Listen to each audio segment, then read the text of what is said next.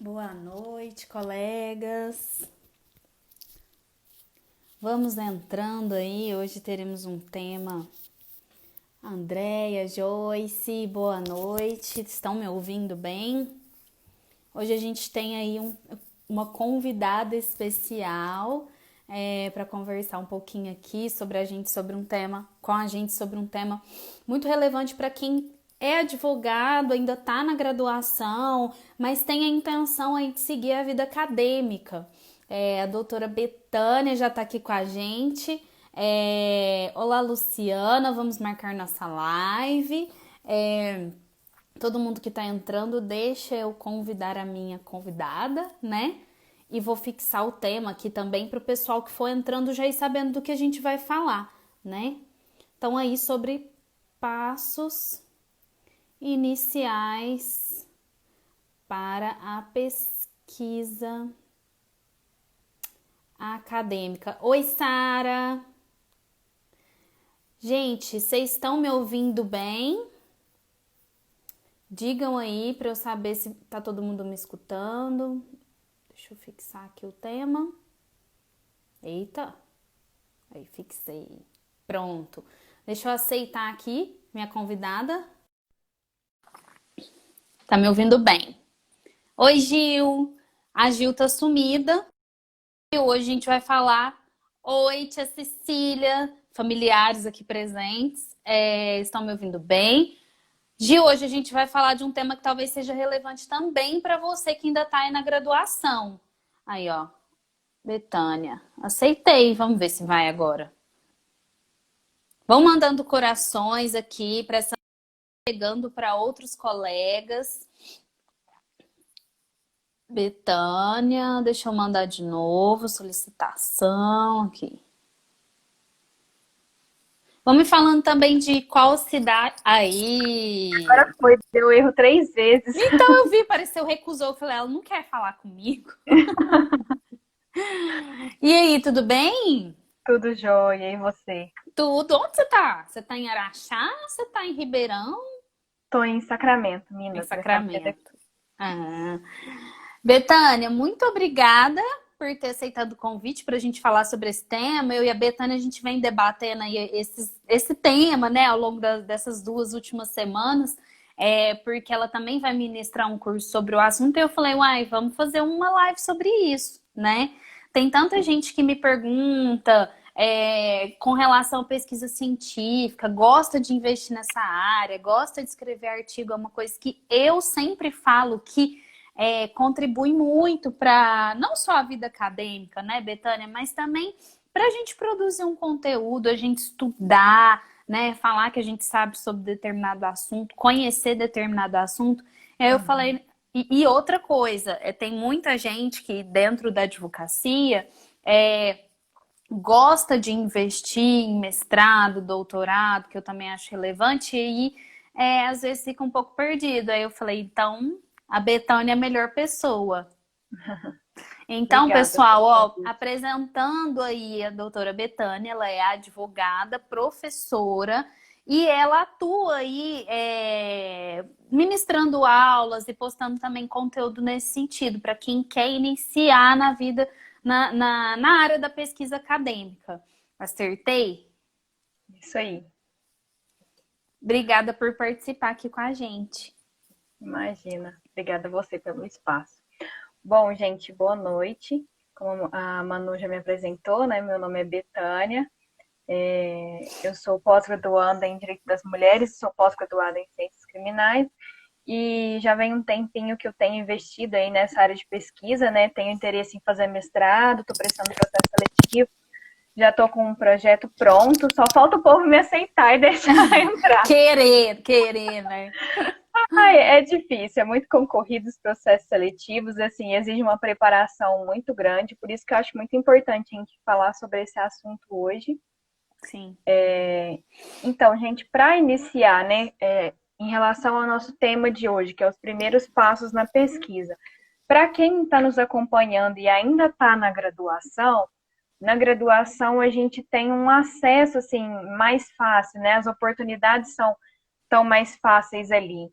Então, eu acho que quem ainda está, aproveite esse momento, faça a iniciação científica, Sim. participe aí de grupos de pesquisa, núcleos de pesquisa, aproveite tudo que a faculdade tem para te oferecer, porque acaba que depois de você já estar formado, as opções são um pouco mais assim, difíceis, né? Acaba que você tem que correr um pouco mais atrás. E para quem não sabe, né, o que é então a iniciação científica? A iniciação científica é esse primeiro contato que você tem aí com a pesquisa durante a graduação, né? Você submete um projeto de pesquisa para a instituição que você está estudando e esse projeto de pesquisa ali é analisado. Geralmente as instituições elas têm uma linha de pesquisa que elas seguem e dentro dessa linha vários projetos. Então você precisa identificar em que tipo de projeto de pesquisa você quer se encaixar, né? Qual que tem mais a ver com a sua área, com aquilo que você gosta, que você tem mais afinidade mesmo. Aí você submete esse projeto de pesquisa, a faculdade avalia. Se você for aprovado, você inicia, então, essa pesquisa, né? A iniciação científica, você tem esse contato aí. Muita gente faz uma pesquisa mais teórica mesmo, mas eu acho muito importante e relevante destacar a questão da pesquisa empírica, né? Você ir lá, fazer a coleta de dados. Então, isso é muito interessante, te agrega muito como pessoa, como profissional mesmo. E acaba também você tendo a oportunidade de fazer um networking, né? Conhecer outras pessoas, juízes, servidores dos lugares que você vai pesquisar e ter esse contato mais próximo. Sim, sem dúvida. E o que Betânia, na minha graduação, eu fiz uma iniciação científica também, né? Que eu tinha esse interesse aí Na verdade, a iniciação científica, a pesquisa acadêmica, quando a gente vai fazer, a gente tem que pensar também que ela é uma construção da gente mesmo, né? Porque ali você vai ter um estudo específico, você vai se dedicar um longo tempo aí. A minha iniciação científica durou 1 ano. Tem mais de 1 ano ou não? É 1 ano mesmo, né? ano? Isso. E aí você passa aquele ano completo se dedicando a pesquisar de um assunto específico e aprender coisas assim que a gente não aprende na graduação porque não dá tempo, né? E querendo ou não, com a iniciação científica, a gente acaba se sobressaindo um pouco na questão conhecimento, né? O meu tema da iniciação científica foi mulheres que sofreram ou sofrem violência doméstica ao longo da vida e no final, não no final dessa vida, mas no final assim da história, matam os maridos. Então fiz uma pesquisa aí sobre essa violência que elas vinham sofrendo e que traziam como consequência o homicídio mesmo, né? E olha o tanto que capaz que eu ia aprender isso na graduação, né? De jeito nenhum. Então, eu acho que agrega muito nesse sentido, de você trazer um conhecimento próprio que você não teria se não fizesse. Com certeza. Acaba que, assim, a graduação são 5 anos e direito é um curso que a gente tem um monte de disciplinas, a gente não consegue ver tudo na graduação, né? Então, a pesquisa também te possibilita ter um contato com um tema, uma área, assim, de uma forma mais próxima, né? Que você não teria ao longo da sua graduação, só estudando ali o que os professores passam, né? Sim. E até falando sobre isso, muita gente que faz pesquisa, principalmente na graduação, fica muito preso aos manuais, às doutrinas. E assim, gente, já para colocar aqui, isso não é bem visto na área de pesquisa, tá? É um instrumento muito bom para advogado, para quem quer estudar para concurso. Mas para a área acadêmica não é legal, porque assim, não tem um olhar mesmo de pesquisa. A gente tem ali, né, a questão da análise dos artigos, análise de jurisprudência mesmo, tudo dentro ali dos códigos, dos manuais, dos códigos comentados, dos manuais. Mas esse olhar de pesquisador a gente não encontra nesse tipo de material. Então, para a área de pesquisa, a gente tem uma série de portais e bibliotecas e instituições, né? Eu vou indicar alguns aqui, que é o Cielo, que eu gosto muito. Tem o portal da Eu vou CAPES escrevendo. também, que é muito legal. E tem também as bibliotecas das próprias faculdades, né? A Portal USP da? tem uma Cielo, Portal da? CAPES, CAPES. isso. Pode As falar. bibliotecas das faculdades e também, por exemplo, alguns institutos, como no caso eu sou associada ao IBCCRIM, eles têm uma biblioteca própria, né? Que Uhum.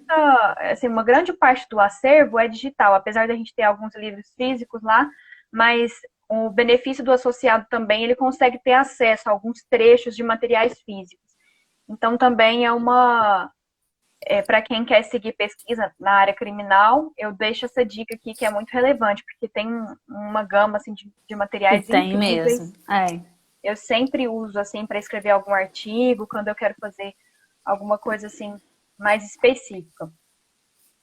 Mais cedo eu comentei a respeito do projeto de pesquisa.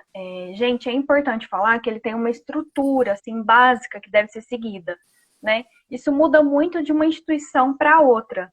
Então, é necessário a gente analisar também o edital de cada instituição que você vai submeter seu projeto de pesquisa, falando tanto de iniciação científica quanto de mestrado, né? Mas a estrutura básica que a gente tem é a introdução, a delimitação do tema, a questão de pesquisa, a justificativa, os objetivos, tanto geral quanto específico, a questão da metodologia, o plano provisório da pesquisa. O plano provisório da pesquisa nada mais é do que um sumário provisório da sua pesquisa final, né? O Uhum. cronograma de execução e a bibliografia provisória.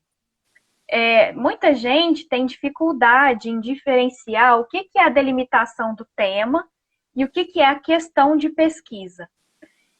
Só para exemplificar para vocês, por exemplo, eu estou na graduação, eu resolvo fazer uma iniciação científica, vou submeter um projeto e eu resolvo falar sobre o sistema carcerário brasileiro, sistema carcerário no município de Franca, por exemplo. Essa Uhum. é a delimitação do meu tema. Mas aí, dentro do sistema carcerário no município de Franca, o que eu vou abordar? É a questão da saúde do preso, né? Por Uhum. exemplo, a questão de remissão, progressão de regime. A gente precisa afunilar esse tema, porque é um tema muito amplo. Então, a delimitação do tema seria isso: sistema carcerário no município de Franca. E a questão da pesquisa, por exemplo, se eu resolvo tratar da questão da saúde, né? Então, a saúde dentro do sistema carcerário no município de Franca seria a minha questão de pesquisa. Então, a questão da pesquisa é um afunilamento do tema, né? Do tema que você delimitou. E é muito importante fazer isso. Tem gente que escolhe um assunto muito amplo, aí quer falar de tudo, mas acaba não falando de nada. Se perde muito Sim. no assunto. Uhum. Perfeito, Betânia. Acho que isso. Ah lá, o Mardônio, ele é meu seguidor, ele é o meu seguidor assíduo. Ele acabou de entrar na graduação de Direito. Então, é até bom ele estar assistindo essa live, porque a gente está aí incentivando quem está na graduação a já fazer a pesquisa científica, porque a iniciação científica, porque traz aí coisas bastante relevantes. Eu acho que essa delimitação do tema é muito importante, porque igual você falou, e se você está achando que falar que eu vou fazer uma pesquisa sobre a penitenciária de Franca, se isso é amplo, tem gente que faz assim, legítima defesa. Pronto, imagina o tanto de coisa que você pode abordar, né? Então, delimitar mais, afunilar mais é muito importante. Com certeza. Outra questão também importante é a gente saber qual que é a metodologia que a gente vai seguir. Assim, nas instituições, eu não sei qual experiência que você teve, sua graduação foi aonde mesmo? Na Foi no FDF, prédio? na Faculdade de Direito de Franca. Isso. Foi. Eu não sei na sua, mas na minha época eu tive pouquíssimo contato, se é que tive, com metodologia de pesquisa. Então, assim, a gente ia fazer lá a iniciação ou o TCC, a gente ficava completamente perdido. O que a gente vai colocar aqui na metodologia? Sim. É muito importante estudar, saber a diferença de método indutivo, dedutivo, quantitativo, qualitativo, para saber realmente qual que é o melhor método. Tem o survey, tem uma série de métodos que estão sendo utilizados hoje, que a gente, né, não estuda tão comumente assim, não vê com tanta frequência, mas a gente precisa tentar entender assim, o que eu vou fazer dentro da minha pesquisa e buscar qual que é o melhor método para eu poder aplicar isso. Porque não adianta você só ir lá e redigir uma metodologia ali mais ou menos, ah, isso aqui mesmo tá bom. Você precisa realmente entender o que você vai fazer e qual que é o método, né? Ah, eu vou colher dados. Aí você vai fazer um questionário de forma aberta ou fechada? Então, aí, como Uhum. é que você vai colher esses dados? De forma qualitativa, quantitativa? Você precisa tentar entender tudo isso, né? Eu nem vou me estender nesse assunto aqui, porque metodologia daria só uma live, se é que daria só uma live, né? Porque é algo bem complexo mesmo de tratar. Mas é importante estudar. Outro ponto também que é interessante é o cronograma de execução. Porque, como você falou, né? Durante a sua graduação, você fez iniciação, tinha um ano para fazer pesquisa. Tem gente que acha que um ano é muita coisa, mas não é, gente. Para fazer coleta de dados, leitura do material, para poder redigir o trabalho final, né? Você também tem que entregar alguns relatórios durante o seu tempo de iniciação científica. Sim. Então, tudo isso toma bastante tempo. Fora que muitas pessoas aliam isso com trabalho, além da própria faculdade, né? Então, é necessário você se organizar, né? Colocar tudo o que você precisa fazer dentro do seu cronograma de execução. Então, ver se aquilo que você vai pesquisar cabe você pesquisar durante um ano. Porque tem gente que às vezes também quer fazer, por exemplo, um tema amplo que a gente falou, ou quer fazer uma pesquisa com muita coleta de dados, e aí não consegue fazer isso dentro de um ano só. Aí Uhum. se frustra no final da pesquisa, porque não conseguiu atingir o resultado esperado. Sim. Não colocou tudo aquilo que queria, né?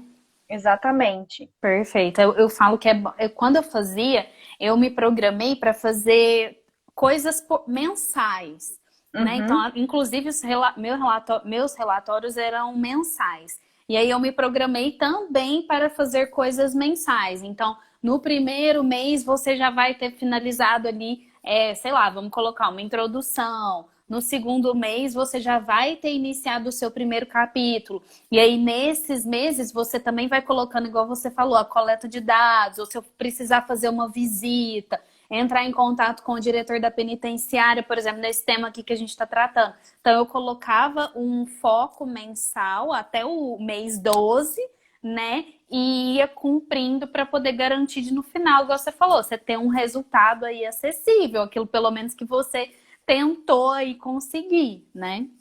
Com certeza. E até tratando aqui dessa questão de pesquisa, dessa questão que eu falei de chegar ao final, né, do resultado, é Uhum. importante também que a gente escolha, como eu já falei antes, um tema que a gente tenha afinidade, né?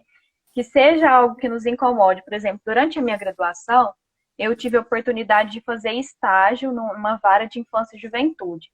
Aí toda sexta-feira tinha audiência com os adolescentes em conflito com a lei, e sempre Uhum. eram os mesmos. Então era algo que me incomodava, né? Sempre eram Uhum. os mesmos, as mesmas infrações que eram cometidas, então atos infracionais, né? Perdão, que eram cometidos. Então eu resolvi fazer uma pesquisa voltada para isso, né? As medidas socioeducativas eu observei principalmente a prestação de serviço à comunidade. Então, era um tema que eu já tinha contato, tinha facilidade de coleta de dados, porque eu já fazia estágio lá dentro. Sim. É importante isso também. Se você já faz um estágio, procura ver alguma coisa dentro ali do que você está tendo contato no estágio que te incomoda. Seja mais fácil também, que você tenha essa facilidade para ter contato com os dados, para fazer essa coleta. Perfeito, Betânia. Não sei se você ainda tem aí alguma coisa relacionada à iniciação científica dentro da graduação, mas eu sei que tem muita gente assistindo que já é advogado e aí tá Uhum, com outra intenção, né? Tá com a uhum. intenção aí de fazer um mestrado, assim como você, um doutorado. E aí, o que que muda? O que que é de diferente? Quais são os passos que a pessoa precisa ir, iniciais mesmo? Para quem está almejando algo assim? Então, eu falei dos grupos de pesquisa. Tem alguns grupos, por exemplo, o do IBC-CRIM, que é de estudos em escolas penais, que já é um grupo mais avançado, né? Grupos de estudos avançados em escolas penais. Então, o foco deles principal é para alunos de final de graduação e já graduados também, profissionais já Uhum. graduados. E é muito interessante você participar inicialmente desses grupos para você ter contato com temáticas, né, que estão sendo ali discutidas e você produzir o seu artigo científico ao final desse grupo, né? Porque o IBCCRIM ele exige que a gente produza um artigo científico para concluir e receber o certificado. Porque quando você vai prestar um mestrado, eles fazem uma análise de currículo.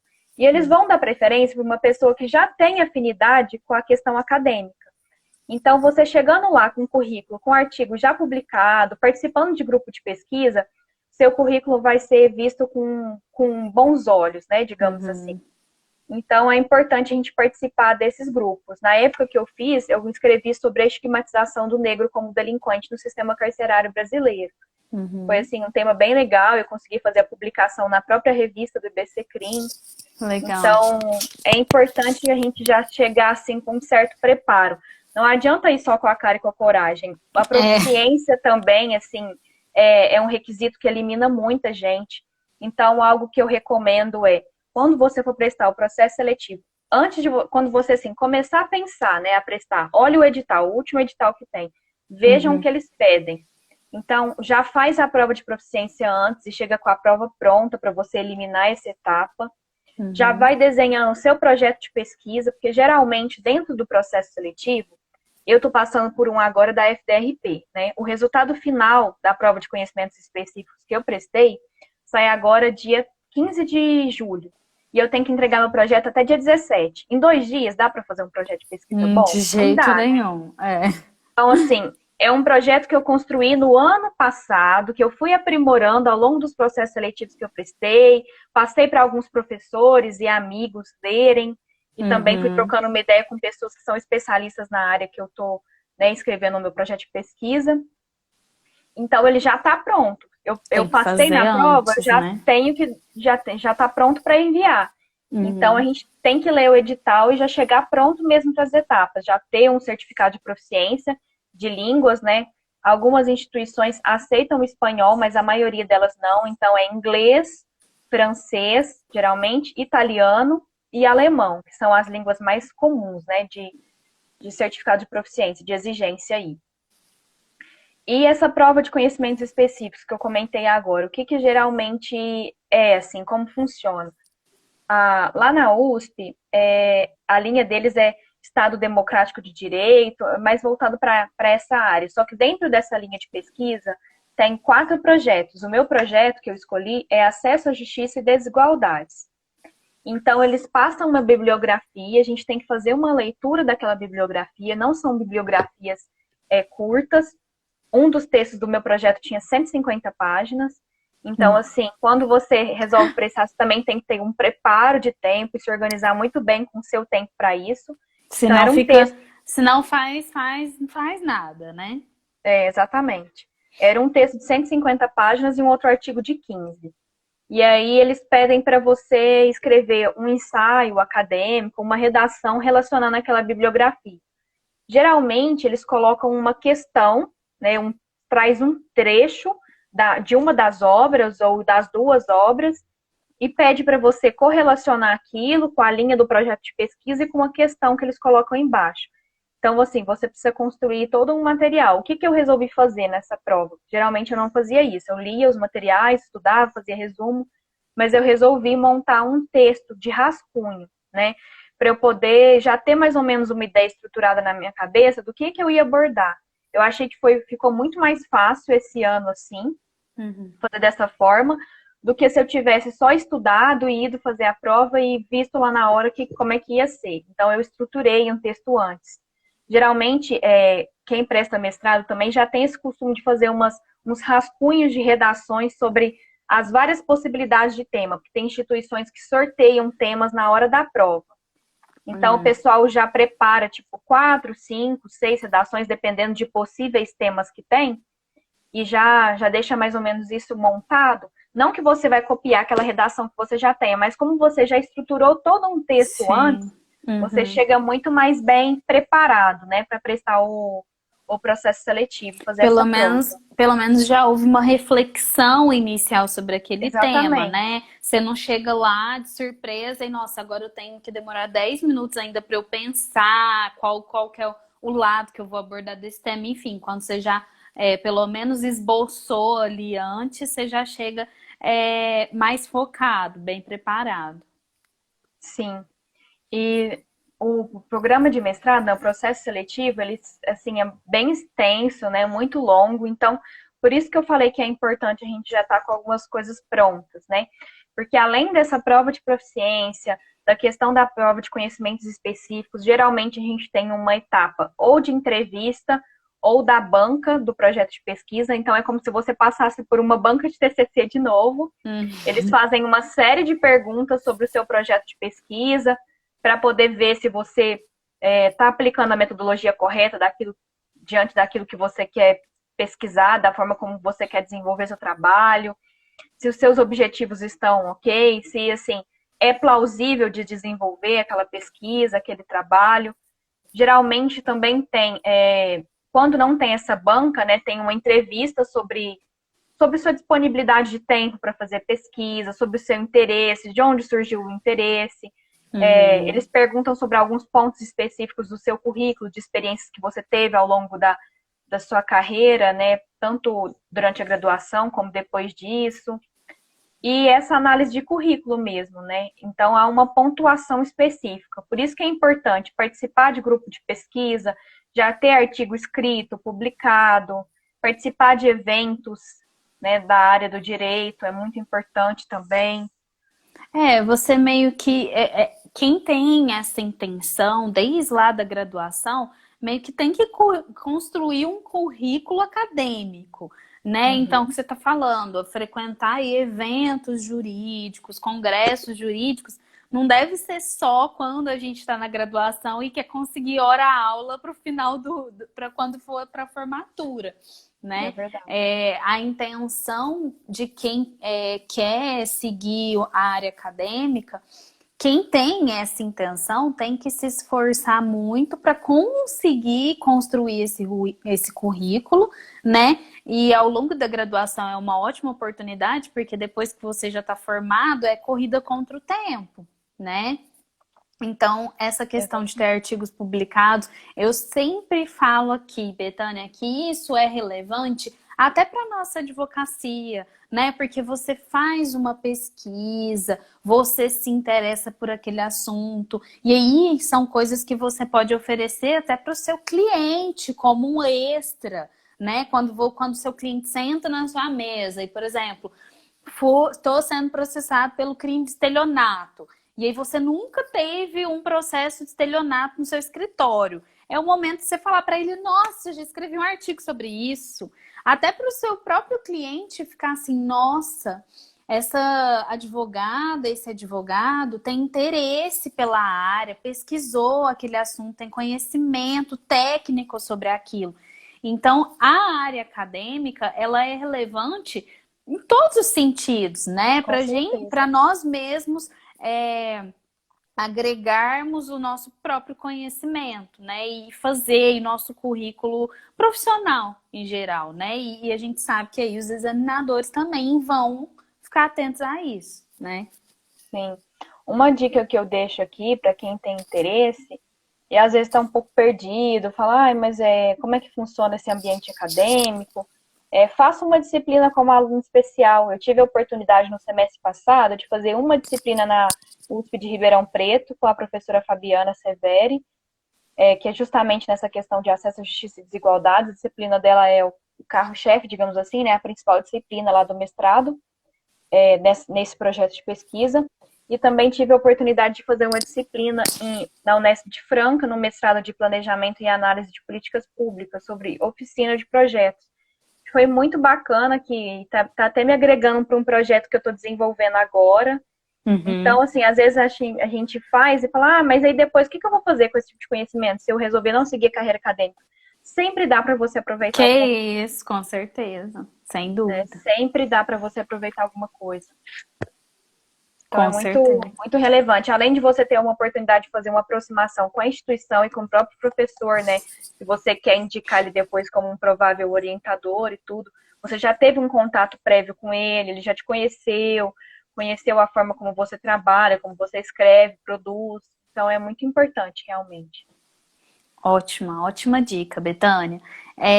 Bom, você tem mais alguma orientação final, alguma dica final aí? Se alguém também que está nos assistindo tiver alguma dúvida, eu já coloco o inbox da Betânia disponível aí para quem quiser perguntar para ela depois.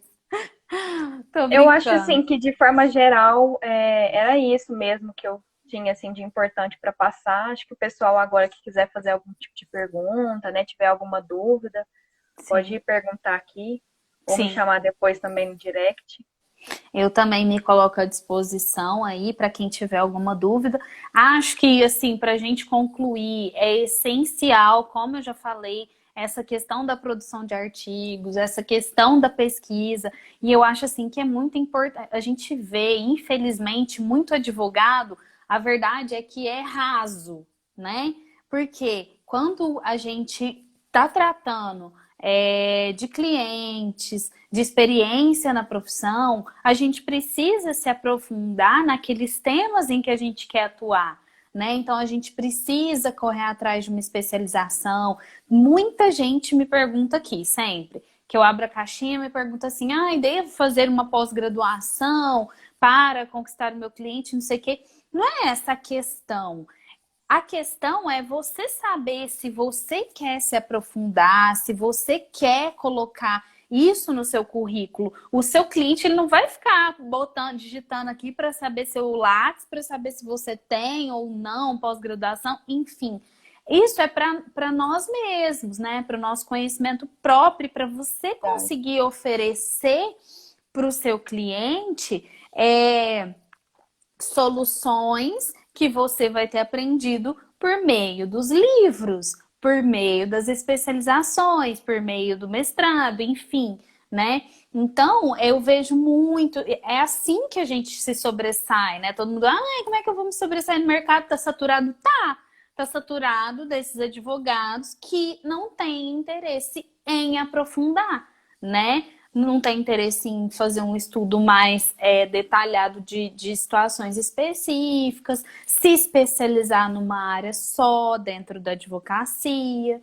Então, assim, a pesquisa acadêmica, ela é válida para qualquer um que quer ser advogado, né? Ou então até quem quer prestar um concurso público para diversas áreas, porque isso aqui é para nosso conhecimento próprio, para a gente poder trazer para o nosso cliente cada dia mais outras soluções e mais conhecimento, né? É verdade. Você colocou um ponto assim que para mim é crucial, né? Tô me especializando agora em direito das mulheres porque é uma área que eu sempre gostei muito de falar sobre, né? Já tive algumas vivências aí ao longo do meu estágio, né? Durante a minha graduação, de fazer atendimento, de ver algumas mulheres assim realmente muito machucadas. E aí resolvi me especializar porque é algo que eu tenho afinidade, é um assunto que eu gostaria muito de trabalhar com esse nicho, né? E já venho escrevendo sobre esse assunto desde o ano passado, sobre a importância de um atendimento especializado, sobre um olhar mais assim atento, né, para esse tipo de caso, para essas mulheres. Então, com certeza, né, quando eu for atender um cliente, eu tenho a oportunidade de falar, ó, estou me especializando, uma cliente, eu tenho a oportunidade de falar, estou me especializando em direitos das mulheres, já tenho, sei lá, 2 ou 3 artigos escritos sobre o Olha, assunto. É diferente do que se eu for atender alguém e eu não puder apresentar nada, mesmo que eu não tenha um caso prático, como você já colocou antes, sim. atuado ainda num caso prático, seja a minha primeira cliente naquele assunto, eu já tenho todo assim um know-how, um conhecimento sobre aquilo, né, para demonstrar. Uhum. Gente, todo mundo, tudo tem uma primeira. Todo mundo teve o seu primeiro cliente que você não pôde falar sobre outras experiências, né? Então a gente tem que ter outras coisas para falar. Betânia, estou sabendo que tem um curso com vagas abertas desse assunto. Sim, eu até gostaria de te agradecer aí, né, pela força com as meninas do Criminalistas de Batom. Imagina. Eu tô participando agora da confraria, né, e a gente fez uma parceria. Inicialmente o curso ia ser só para quem é confreira mesmo, membro da Criminalista de Batom, mas as meninas acharam assim um curso muito pertinente, interessante e a gente resolveu fazer para o público de forma geral. Então, quem tiver interesse, eu vou disponibilizar o meu próprio projeto de pesquisa. Tem assim, uma bibliografia muito boa com truques de escrita, algumas ferramentas que vocês podem utilizar também para aplicar na construção da pesquisa acadêmica. Então, assim, vai ser um curso bem legal, com material bem bacana aí que eu montei, já disponibilizei para as meninas. O curso vai ser nos próximos dias 16 e 17 de julho, das 8 às 10 da noite. Perfeito, Betânia, adorei. Eu tenho certeza que para quem quer essa área, ou até mesmo gostou daqui da nossa live, está com interesse de começar a produzir artigos, vale muito a pena. É só entrar lá na página do Criminalistas de Batom ou pedir aqui para a gente mesmo no inbox que a gente envia link para inscrição. E eu te agradeço muito pela participação, espero ter contribuído Gina, aí com todo mundo. E vamos marcar próximas lives, que eu adorei bater um papo com você, viu? vamos sim. Obrigada. Beijo para Um todo beijo. mundo. Tchau, tchau, gente.